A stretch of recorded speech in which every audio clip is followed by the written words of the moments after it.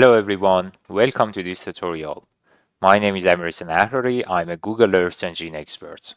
In this tutorial, I'm gonna show you how to calculate forest loss after Los Angeles wildfire in the Google Earth Engine platform using Python API programming. In this tutorial, you will learn about how to detect the changes after the wildfire over the forest area, how to highlight the lost forest here, and how to separate it from the other values in the NDVI images.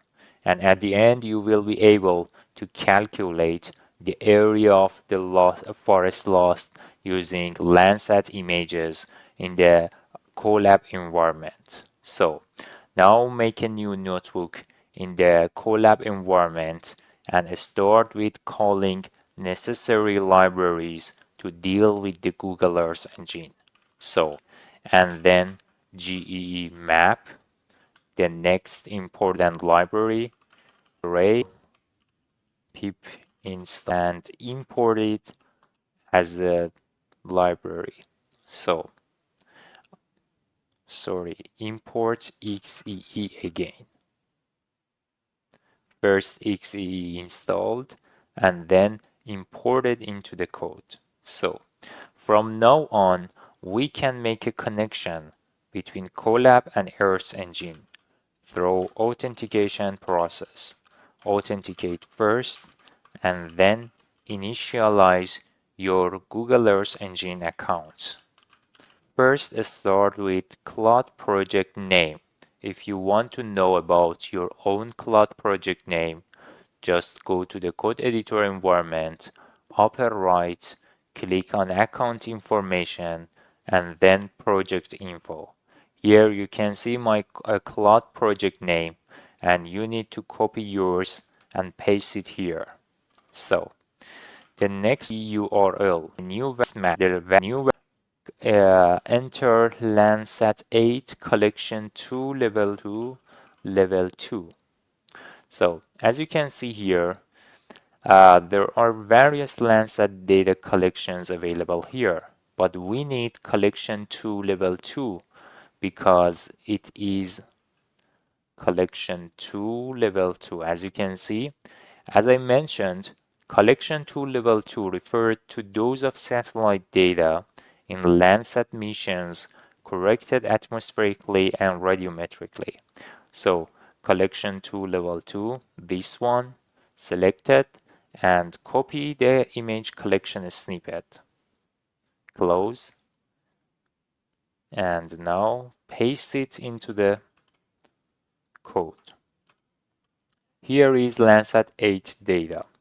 But as you know, after 2022, Landsat 9 data is also available. Cross using between Landsat and Landsat 8 and 9 allows us to have 8 days Landsat data if you use these two satellites cross to each other. So through the merge, I will be able to add Landsat 9 to Landsat 8. So it's very easy. After Landsat 8, do the same process with Landsat 9 data. So as you can see, Landsat 9 level 2 collection 2 is available. Just copy and paste the collection snippet into your code. So dot merge.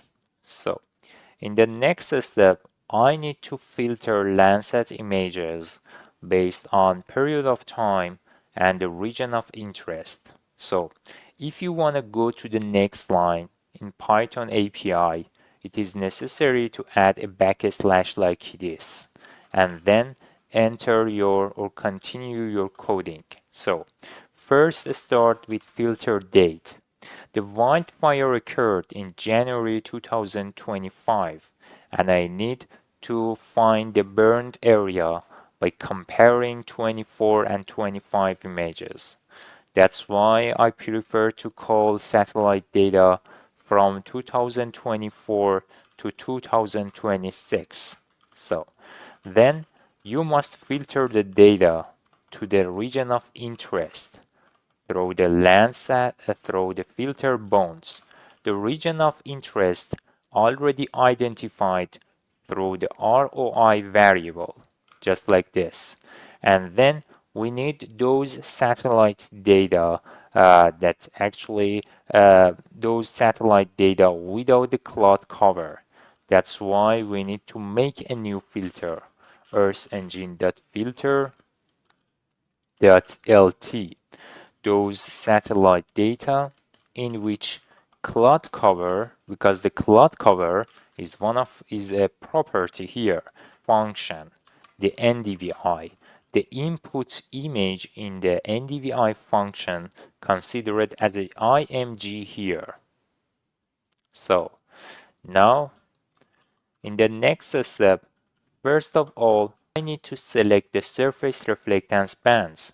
As you can see here, the input bands including surface reflectance and the other bands, but we only need SR bands or the bands starting with SR. The rest is not, it doesn't matter. So here from each IMG, first select the bands starting with SR. There it is, and multiply it to the scale factor. If you go to the Landsat data information here, open it up into a new page and then go to the bands. You can see for the Landsat data, a scale and offset already considered, allowing us to convert the digital number values to the surface reflectance. So just copy and paste the offset and scale just like this. This is scale, and the next one is offset minus 0.2. There it is. So now the band is created. All the bands, surface reflectance bands called, multiplied and added to the scale and offset. Okay, the next step, we will the index means NDVI.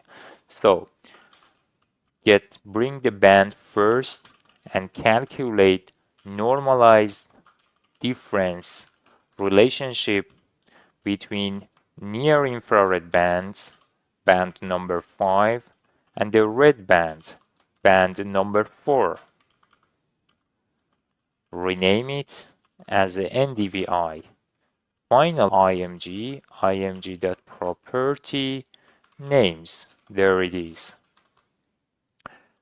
Let's run a code. NDVI is a raw function.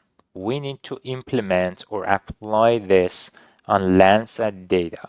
So a new variable, Landsat NDVI, is to bring Landsat data and make a loop through the map and apply the NDVI on each Landsat images. Then get a print to make sure the NDVI calculated for each image.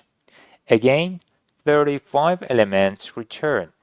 This time, instead of 19 bands, you will have one NDVI with, sorry, here I actually copied all the properties transferred to the output, but we don't need all the properties.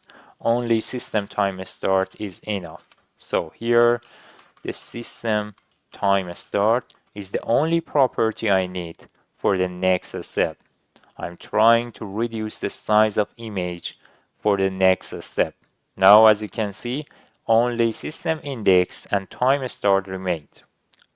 In the next step, I need to make a median NDVI or calculate a median image for 2024 and 2025, before wildfire and after the wildfire. So a new variable as NDVI before created sets to bring Landsat NDVI images and filter it to 2024. Only 2024 images or NDVI images selected, and then get the median in through each pixel and rename the band as NDVI before, just like this. Do this for NDVI after. Get Landsat NDVI dot filter date again, this time for 2025, 2026. Get the median for each pixel and rename its band as NDVI after. As you may know about the change detection analysis, when you have two images, after and before an event, subtraction or division is a kind of mathematical operator allows you to highlight the changes between these two images. So that's why I want to subtract the NDVI before from NDVI after. So there it is. NDVI change. I'm gonna calculate the change or differences between these two images. NDVI before dot subtract from NDVI after. There it is. Remember to rename it as NDVI change. And now make a stack layer all calculated layers. EarthEngine.image.cat, NDVI before first, and NDVI change then. Okay, let's make a print and make sure you have an image stack including 3 bands. NDVI before, after, and the change. Let's go to the visualization part. For the visualization, I want to use the X-array structure because it makes a better visualized map and allows me to highlight the changes much easier. So, a new map created. Let's buy a stack. Under EE Engine, the CRS, the coordinate system is EPSG 4326, read ROI, and the next one is scale. The spatial resolution is 30 meter, but the unit for the EPSG 46 is the degree. As you may know, EPSG 4326 is a unique ID for WGS84 that is same for all around the world. The unit of measurement in this coordinate system is degree. That's why we cannot enter the scale based on metric values or metric units. That's why I need to convert it to a degree unit. Each 100 kilometer equals to 1 degree. So that's why if I enter 3 as a scale, means 3 multiply 100 kilometer, means 300 kilometer. That is too much. But we need to reduce it, as you can see, by a simple conversion to 30 meter, almost equal to this value in the degree units. Let's run the cell and get a print from created the dataset. The new dataset has a multidimensional structure, 3 variable and latitude and longitude. I need to make a plot about NDVI after and before. So let's call the matplotlib. From now on, all the code that we apply on dataset related to the Python capabilities, because from now on the dataset actually exported from the Earth engine and entered into Python world, and from now on we can apply whole of Python libraries on the dataset created in the Earth engine. That's the benefit of XEE. So, fix from PLT called subplots. One column, the fixed size equals to, for example, 12 and 4. Okay, this equals to longitude dimension we showed earlier, and robust equals to true. What does it mean by robust? Here the robust means if there is an outlier value, please ignore it for the sake of visualization. Okay, the C you can have a wide range of color palette here. For example, I'm gonna use one of them is a red combination of red, yellow, and green. If you search about the C map on the net, you will find a lot of appropriate color map for the NDVI data. Let's run a code, and after a few moments, you will have a plotted NDVI before the wildfire. But it's a little bit stretched vertically, and we need to make it actually much better a little. Maybe we need to reduce the vertical stretch by reducing the second number in the fixed size. For example, number 4 could be better. Now it is much better, and visually it has a better perspective. Okay, let's plot the second NDVI, the after event in the second plot. The ds.ndvi this time after plot for the second axis x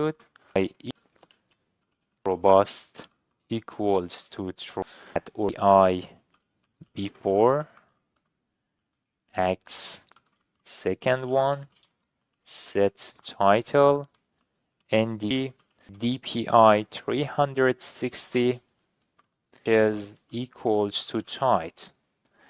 This argument helps to have all the elements in the map into a single page.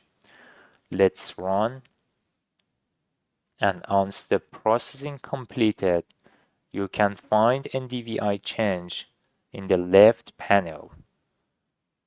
Just go to the files. If you cannot see anything, just make a refresh and then download the final plot.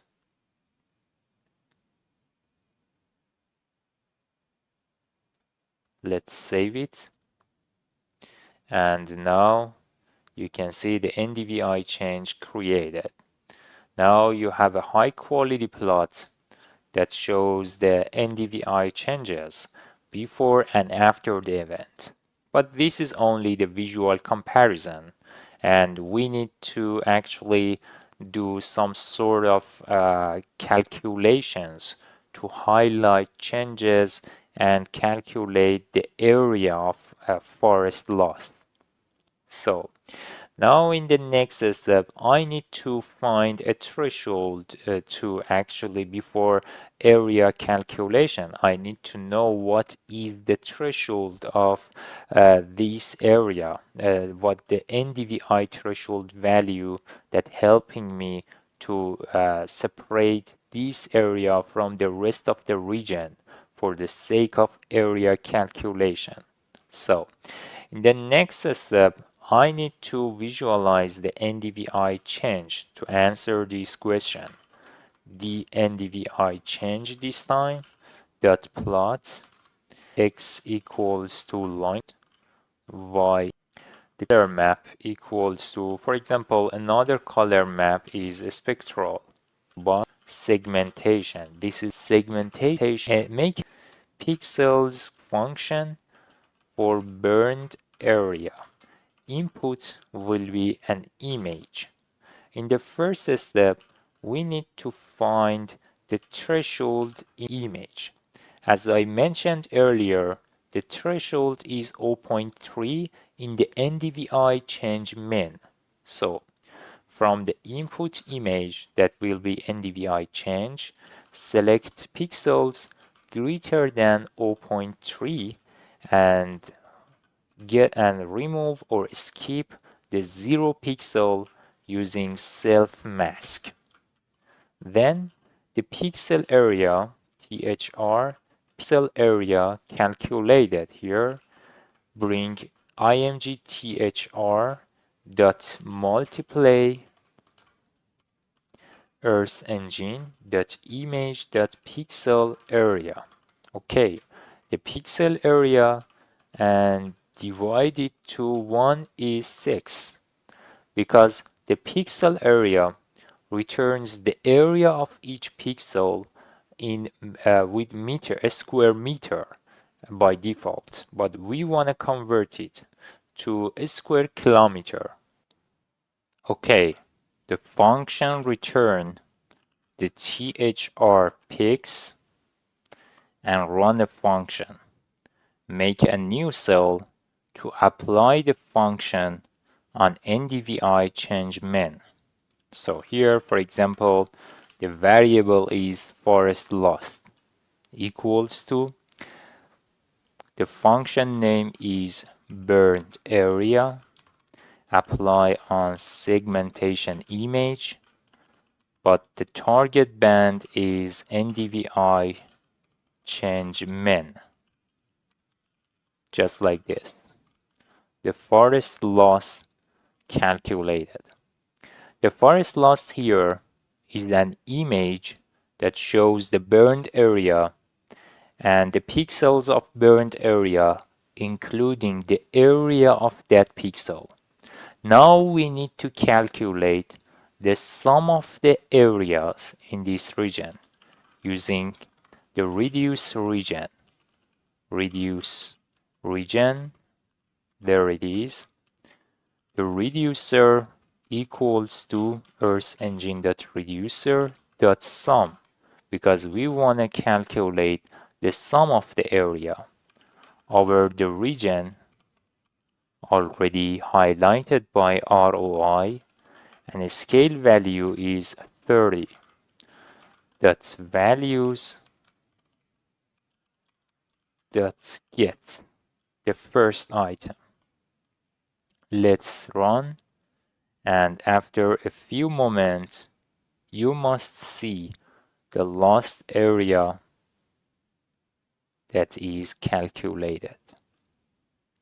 As you can see, the area of forest lost is 81 square kilometer for the selected region, meaning that 81 square kilometer forest removed after the Los Angeles recent wildfire, and you can see the variations and the area is also calculated.